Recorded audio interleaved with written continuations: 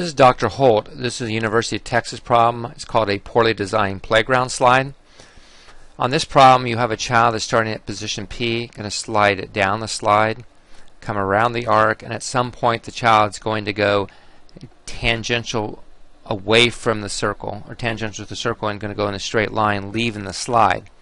What to note here, what's going to happen in this condition is the slide is no longer going to be able to push, is no longer going to be able to push up on the child. And what I mean by that, if you draw the vectors and let this be, kind of draw this is mass times gravity, you would have two components here. You'd have, let me move that back up here. You'd have this component, and you'd have the components going back toward the center. Now I'm going to let this angle here be theta. This component here, this would be the mass times gravity coming straight down. Now this value here, if this is theta, this would be mass times gravity times the sine of theta. And this component that's going tangential to the circle would be mass times gravity times the cosine of theta. So if I draw a free body diagram of just the child, again, I'm letting the force normal, I'll go ahead and show it. We're letting this go to 0. Because there has to be a velocity, the velocity gets so high that this force is no longer required, and the only thing that's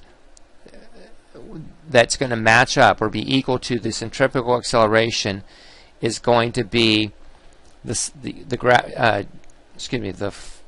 me repeat myself. As he comes back around, the only thing that's going to cause the centrifugal force going back toward the center to keep him going around that arc is going to be the mg times sine of theta. Once the velocity goes greater than that, the child's going to go along a straight line. So we're letting this go to 0. I will have this component coming back down like this. I will have this component going down like this. Now over here I'll go ahead and do my mass times centrifugal acceleration.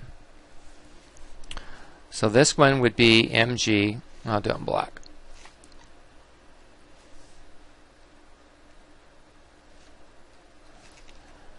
This would be mg cosine theta. This will be mg sine theta. This would be mass times centrifugal acceleration, which is basically, I shouldn't say basically, but which is equal to mass times the tangential velocity squared divided by r. Because velocity squared divided by r, as you go around the arc, gives you the centrifugal acceleration going back in. So to solve this problem, all we have to do really is just sum the forces, and I'll call this y, meaning I'm calling this axis along here y. Then the only thing I would have would be mass times gravity times the sine of theta. And I'll let anything that goes down to be positive. If you make it negative 1, you're going to get the same answer. I'm going to set that equal to mass times velocity squared over r.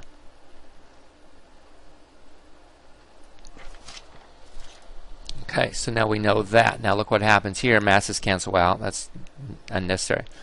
So now if we can find out what the velocity is, we can probably solve this problem. So this becomes a conservation mechanical energy type situation now, and I'll draw a line here, and I'll call the value here to be little h, and I'm coming from here down to here. So I'm going to take all my potential energy calculations in respect to this axis here. Let's put a check mark there. Alright, so let's find out how much potential energy he had in the beginning. Because all I'm doing is the conservation mechanical energy. PE1, which is up here at P. We can do P. Let's just do P. PE, potential energy at P, plus the kinetic energy I have at P, must equal to the potential energy, we'll say position 2, when the child starts getting ready to leave the slide, plus the kinetic energy at 2. So the potential energy the child have here will be mass times gravity. The height is 2.32.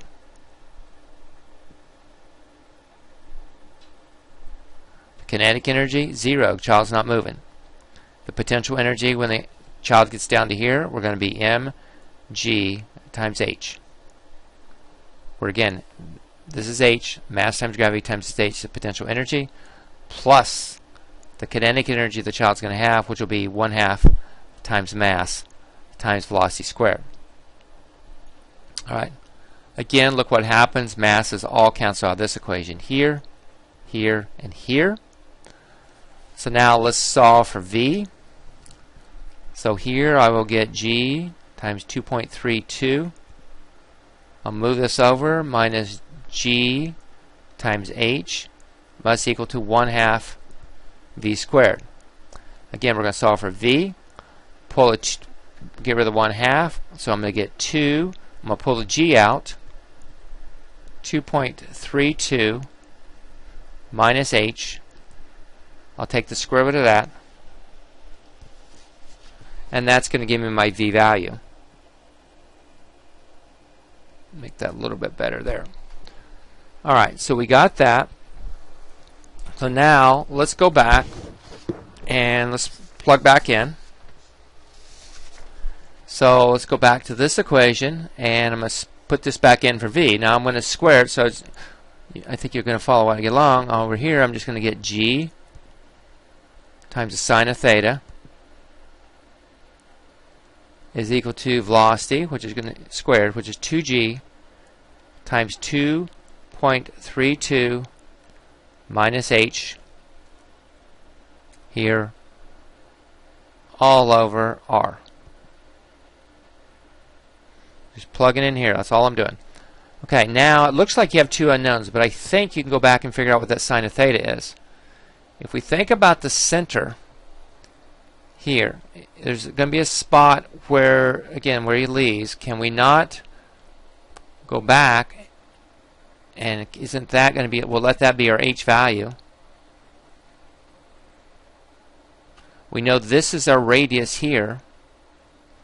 So isn't this theta and this theta have got to be the same? Because if you think about that, if that is theta and I draw the line that's that is tangent to the circle, then this theta and this theta have got to be the same, because I'm creating a right angle, right? If I draw a line, I'll do this because I want to make sure no one's confused here. If I draw a tangent line right out through there, then along here, this would be a 90 degree right here. So let's pretend this is 30, this would be 60, this would be 30. So theta and theta have got to be the same. So can we not say